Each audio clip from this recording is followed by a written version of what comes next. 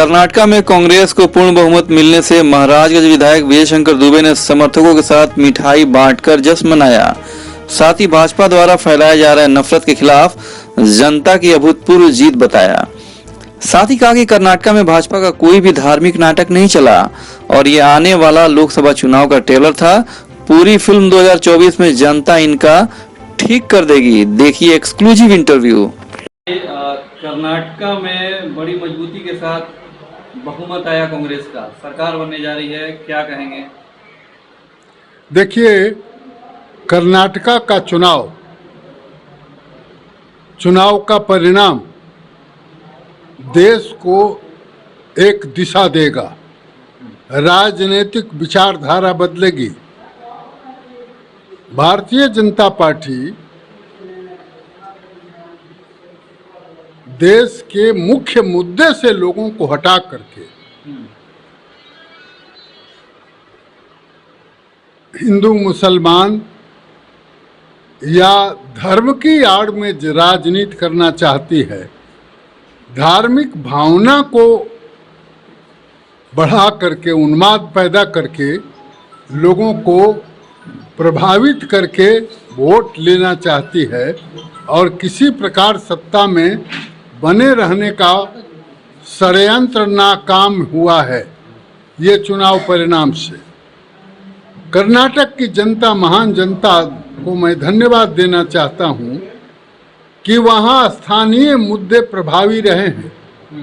लोगों को अपने से, अपने काम से, अपनी परेशानियों से, रोजमर्रे के में आने वाली परेशानियों का निराकरण हो, जनता के प्रतिनिधि से यही लोगों की अपेक्षा थी। लोगों को इस धार्मिक पचड़े में पड़ने से कोई लाभ नहीं। देखिए, भारत विशाल देश है। भारत में 4000 की से ऊपर की जातियां और उपजातियां रहती हैं। दुनिया का दूसरा बड़ा देश है चाइना के बाद भारत। भारत जैसे विशाल देश को चलाना, इसका बागडोर संभालना और इसको दिशा देना, हुकूमत चलाना, विकास करना साधारण बात नहीं है। भारतीय जनता पार्टी से नहीं संभलेगा। पहली बार ऐसा देखा गया कि देश के प्रधानमंत्री धार्मिक नारे लगाकर वोट मांग रहे थे। लगता है कि लोग उस बहकावे में नहीं आए इस बार। देखा होगा आपने कि दिल्ली के मुख्यमंत्री केजरीवाल ने कहा कि अगर प्रधानमंत्री हमारा पढ़ा लिखा होता तो ये इतनी हल्की बातें नहीं करता कि वोट देने जाइएगा तो बजरंग बली का नाम लेकर के वोट मारिएगा। लोगों को क्या दिशा देना चाहते हैं? तो ऐसा ये बात हुआ है और ये चुनाव का परिणाम देश के कांग्रेस जनों का मनोबल ऊंचा किया है। आम आदमी और खास करके युवा वर्ग, जिन लोगों ने मोदी मोदी कह करके मोदी को सत्ता नशीन किया, उनको 8 वर्षों के मोदी के शासन काल में एक आदमी को बेरोजगार नहीं मिला, रोजगार नहीं मिला। 15 लाख रुपया देने की बात उन्होंने नारा दिया था और 15 लाख रुपए के प्रलोभन में लोगों ने वोट कर दिया भारत में। लेकिन वो तो छलावा था, वो तो यथार्थ से परे था। भारत के लोग इतने सीधे साधे हैं कि वोट दे दिए, लेकिन लोगों को यथार्थ समझ में आ गया और ये चुनाव परिणाम बता रहा है कि लोग यथार्थ समझ गए। अब भारतीय जनता पार्टी को समझ करके लोगों को ये लगा कि इससे सत्ता नहीं चलेगा, इसको बदलने की ज़रूरत है। और बिना कुछ बोले, बिना स्लोगन दिए, बिना हल्ला हंगामा किए अपने स्थानीय मुद्दों पर जाकर के लोगों ने वोट किया है और इतनी बड़ी मेजॉरिटी आज इतनी बड़ी मेजॉरिटी कांग्रेस को दिया है उन्होंने, और देश की जनता ने, देखिए, परिणाम का विवेचना करी।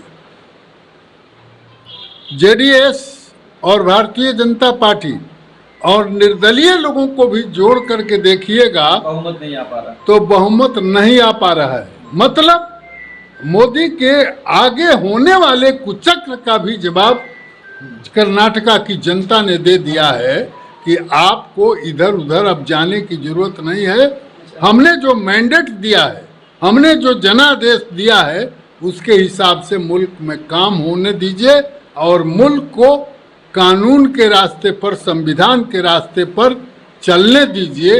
ये इस चुनाव परिणाम में ये मुल्क की जनता को और हुकूमत को भी लोगों ने चिताया है। मेरा यही रिएक्शन है। लगता है कि जो चुनाव हुआ ये आने वाले लोकसभा चुनाव का ट्रेलर है पूरे देश के लिए। एकदम बिल्कुल, ये ट्रेलर है ही है।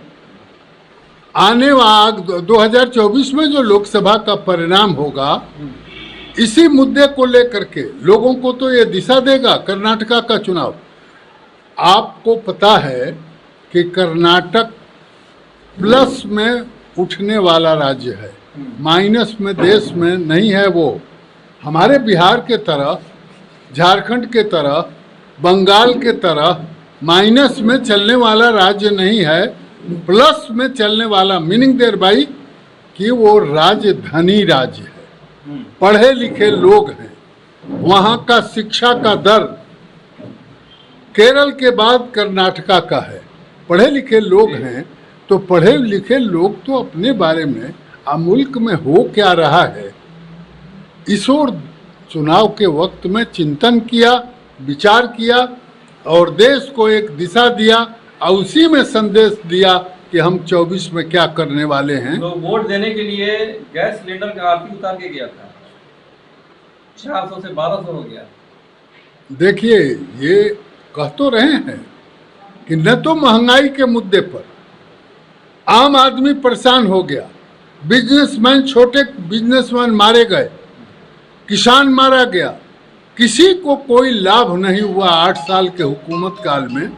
मोदी जी के नारा से और राम मंदिर बने, ठीक है, हिंदू को अच्छा लगता है, हमको भी अच्छा लगता है कि राम का मंदिर हो जाए, पूजा पाठ होगा, लेकिन सबसे सवाल मुल्क में पेट का है।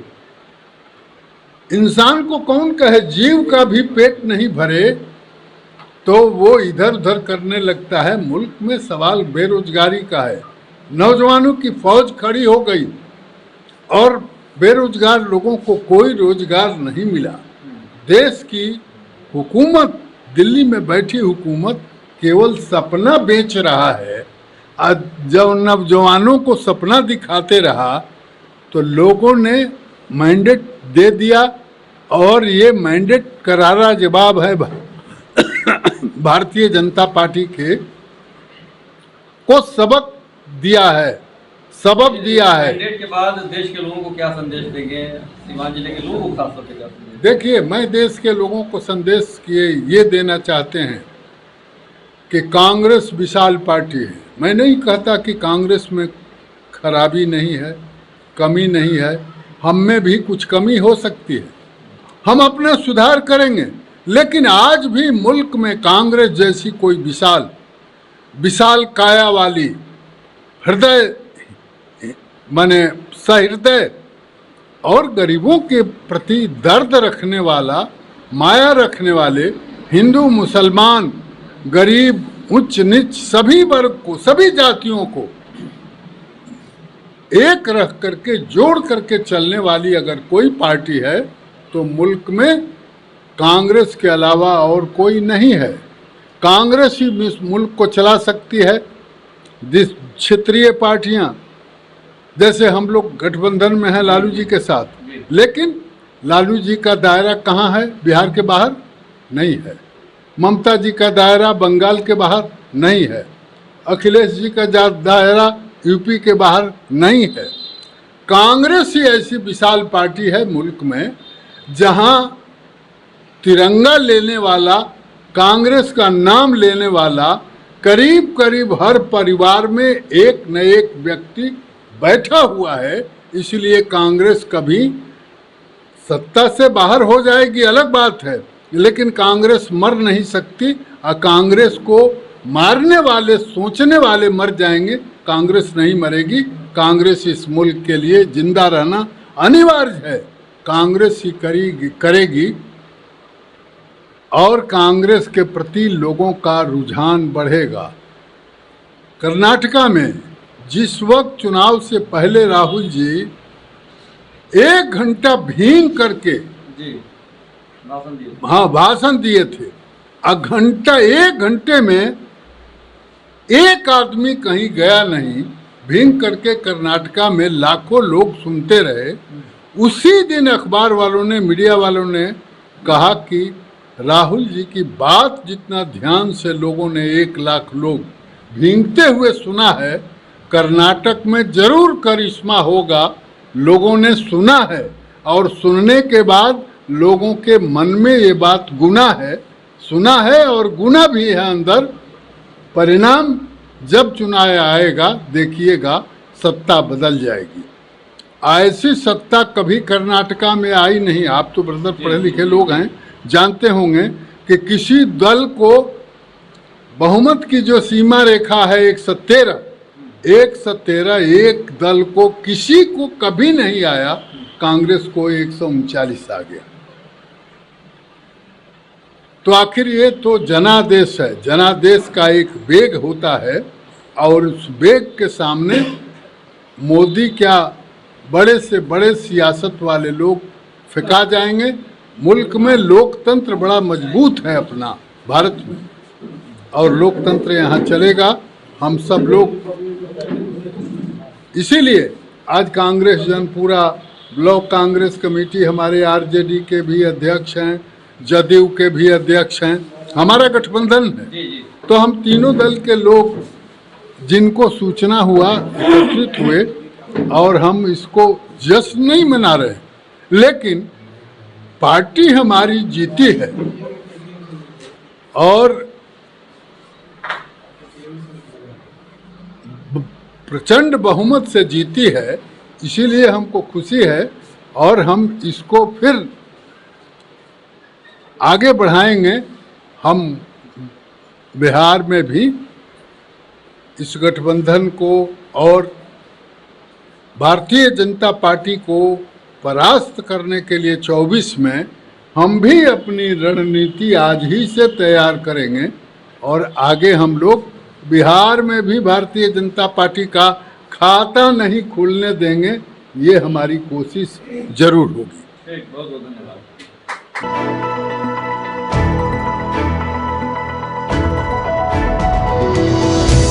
अस्सलामु अलैकुम रहमतुल्लाहि व बरकातुहू। बिहार के शहर सीवान में शाहीन ग्रुप ऑफ इंस्टीट्यूशन की ब्रांच का आगाज़ अमल में आ चुका है और अब सीवान में शाहीन बीदर का डिसिप्लिन, कल्चर, सिस्टम, पैटर्न वहाँ पर स्टूडेंट्स के लिए मिलेगा। सीवान और उसके आतराफ़ के पेरेंट्स इससे भरपूर मुस्तफ़ीद हो सकते हैं। शाहीन का सिस्टम चलेगा, शाहीन का पैटर्न रहेगा, यहीं किसे गाइडेंस रहेगी, यहाँ एक्टिविटीज़, मॉक टेस्ट वगैरह मुकम्मल शाहीन बीदर की निगरानी में वहाँ होगा। और सीवान में 9 से 12 तक के बच्चों के लिए, बॉयज़ और गर्ल्स के लिए अलहदा अक़ामती इंतज़ामात के साथ शुरुआत की गई हैं। मैं तमाम पेरेंट्स से ख्वाहिश करता हूँ कि इसका